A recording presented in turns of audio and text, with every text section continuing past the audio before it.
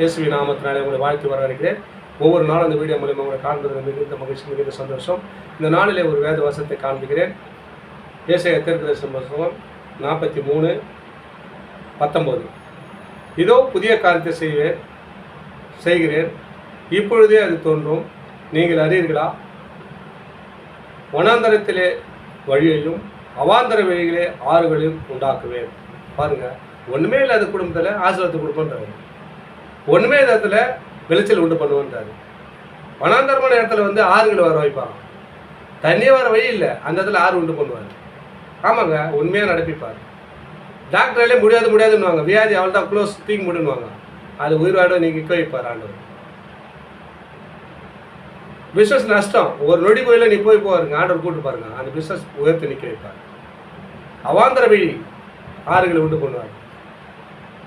இதோ நான் புதிய காரியத்தை செய்ய போகிறேன். யாருக்கு செய்ய போகிறாருன்னா, என்னை கூப்பிடுகிற, என்னை நம்புகிற யாவருக்கும் அவர் தேவன். யாரெல்லாம் அவரை நம்புறீங்களா, நிச்சயமாக உங்கள் காரியத்தை வாய்க்க பண்ண போகிறாரு. அவருக்கு தான் சொல்கிறார், நிச்சயமாக சொல்கிறார். சில பேர் எப்படியே பேசுவாங்க, ஆனால் நான் சொல்கிறேன்னா யாருக்கு அதை செய்வார்னா, இதோ நான் புதிய காரியத்தை செய்ய போகிறேன் அப்படின்னா, யார் அவரை நோக்கி கூப்பிட்றீங்களோ இப்பொழுதே அது தோன்றுமா. அவங்களுக்கு தான் புதிய காரியம். இவ்வளோ நாள் தெரியாது இருக்கலாம், ஏசப்பா எப்படிப்பட்ட தெய்வம் தெரியாது இருக்கலாம், இப்போது நீங்கள் கூப்பிட்டு பாருங்கள், அது இப்பொழுதே தோன்றும். நீங்கள் அறியீர்களா? தெரிஞ்சுக்குங்க. அப்படின்னா, நான் வனாந்தரத்திலே வழியையும் அவாந்தர வழியிலே ஆறுகளை உண்டாக்குவேன். அப்படிப்பட்ட தேவன் நம்ம கிட்ட இருக்கு. எப்படியாப்பட்ட பிரச்சனை கவலைப்படாத. மரணமானாலும் ஜீவனாலும் இயேசு தான். ஏசப்பா சொன்னா செய்வார், செய்தா சொல்லுவார். நிச்சயமா அது நடக்கும். அவர் சொல்லியும் செய்யாது இருப்பாரோ வசனம் சொல்லப்படுகிறது. சொல்லிட்டாருன்னா, உன்னை குறித்து ஒரு கட்டளை இட்டார்னா அது யாராலையும் மாற்ற முடியாது. யோனா பாருங்க, அங்கே போக சொன்னார், போல எங்கெங்கே பூந்தடிச்சு ஓடினார். அவர் எந்த சொன்னாரோ அங்கே எதை நிற்க வச்சார். உன் வாழ்க்கை அப்படி தான். ஆண்டவர் தாயின் கருவிலே உருவாகும்னு உன்னை பேச சொல்லி அழைச்சிருக்கிறாருங்க. உன்னை ஆசீர்வதிக்க போகிறார். இந்த வீடியோ பார்க்குற, இந்த வசனத்தை கேட்குற அன்பு சகோதரன், அன்பு சகோதரியை, உன்னை ஆசீர்வதிக்க வேண்டியது தான் அந்த வார்த்தையை பேசுகிறார்.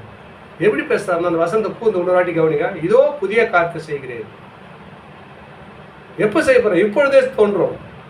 எப்பொழுது? இப்போ ஏச கூப்பிட்டன் மாத்திரத்தில், ஏசப்பா இந்த வசனத்தை கேட்டேன், இந்த வீடியோ பார்த்தேன், நீ எங்கள் வழியில் வாங்கப்பா, என் பிஸ்னஸ் நஷ்டம், என் வியாதி என்னை விட்டு நீங்களே, கடந்தொழில் என்னை விட்டு மாறல, என்னை கூப்பிட்டு பாருங்க, அது இப்பொழுதே தோன்றும்.